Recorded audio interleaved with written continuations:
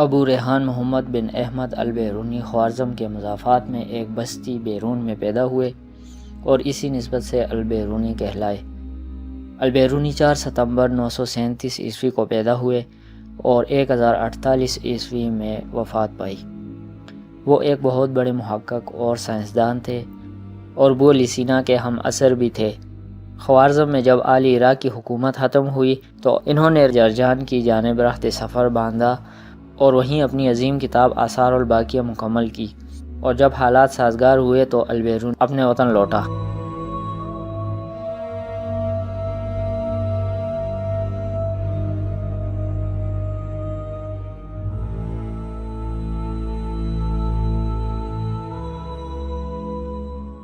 تو آئیے اس عظیم محقق اور سائنسدان کے حالات زندگی کے بارے میں جانتے ہیں۔ ناظرین، اگر آپ کو ہماری ویڈیوز پسند ہیں تو آپ ہماری حوصلہ افزائی کے لیے ہمارے چینل کو سبسکرائب کریں اور مزید اچھی ویڈیوز کے لیے گھنٹی کے بٹن کو دبائیں۔ کاس شہر دریائے آمو کے مشرقی کنارے پر واقع تھا۔ اس کے ارد گرد کئی مضافاتی بستیاں تھیں، جن میں ایک بستی کا نام بیرون تھا۔ اس مضافاتی بستی میں ایک یتیم بچہ پرورش پا رہا تھا جس کا نام محمد بن احمد تھا، جو دنیا میں البیرونی کے نام سے مشہور ہوا۔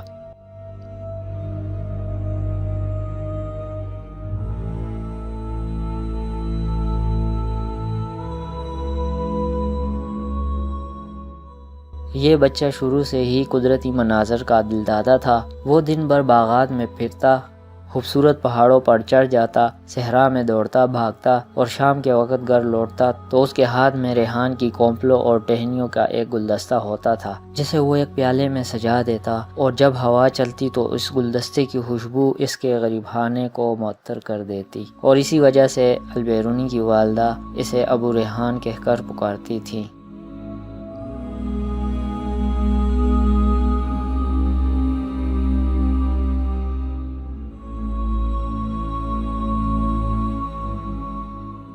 البیرونی کا والد ایک چھوٹا سا کاروبار چلاتا تھا، مگر ان کی ناگہانی موت کی وجہ سے البیرونی کی ماں اپنے لیے اور اپنے بیٹے کے لیے جنگل سے لکڑیاں جمع کر کے روزی کمانے پر مجبور ہو گئی تھی، اور اس کام میں البیرونی اپنی ماں کا ہاتھ بٹاتا تھا۔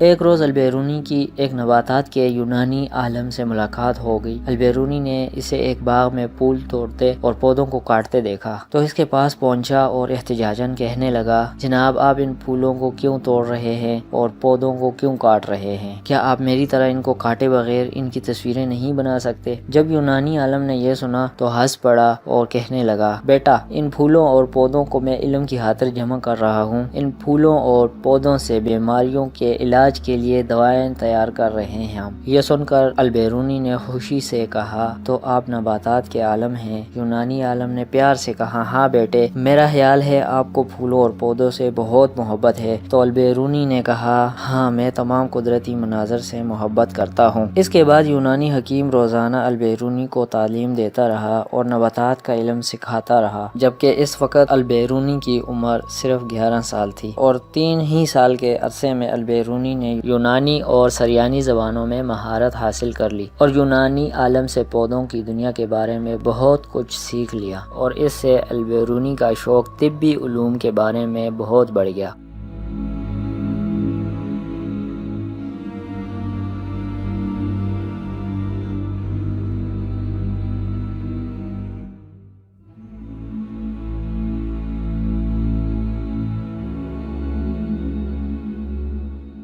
یونانی عالم نے یونان لوٹنے سے پہلے البیرونی کو فلکیات اور ریاضی کے عالم ابو نصر، جو خوارزمی خاندان کا شہزادہ تھا، کی خدمت میں لے گیا۔ ابو نصر نے البیرونی کے لیے الگ گھر تعمیر کروایا اور وظیفہ بھی مقرر کیا۔ ابو نصر ہر روز فلکیات اور ریاضی کے علوم سکھاتا رہا اور پھر البیرونی کو مشہور ریاضی دان اور ماہر عبدالصمد کی شاگردی میں دے دیا۔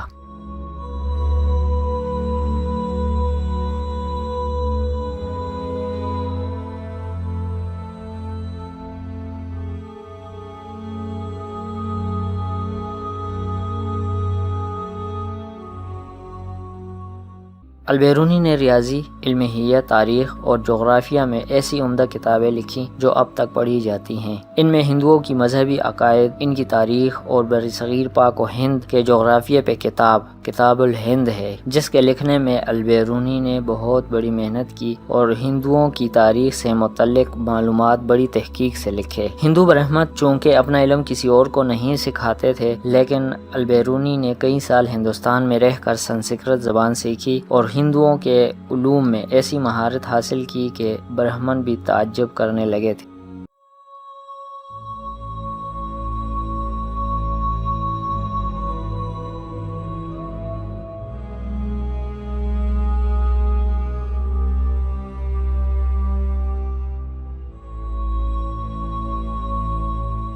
البیرونی کی ایک مشہور کتاب قانون مسعودی ہے، انہوں نے محمود کے بیٹے سلطان مسعود کے نام پر لکھی۔ یہ علم فلکیات اور ریاضی کی بڑی اہم کتاب ہے، اس کی وجہ سے البیرونی کو ایک عظیم سائنسدان اور ریاضی دان سمجھا جاتا ہے۔ انہوں نے ریاضی، علمیت، طبیعیات، تاریخ، تمدن، مذاہب عالم، ارضیات، کیمیا اور جغرافیہ وغیرہ پر 150 سے زائد کتابیں اور مقالہ جات لکھے۔ البیرونی کے کارناموں کے پیش نظر چاند کے ایک دانے کا نام البیرونی کریٹر رکھا گیا ہے۔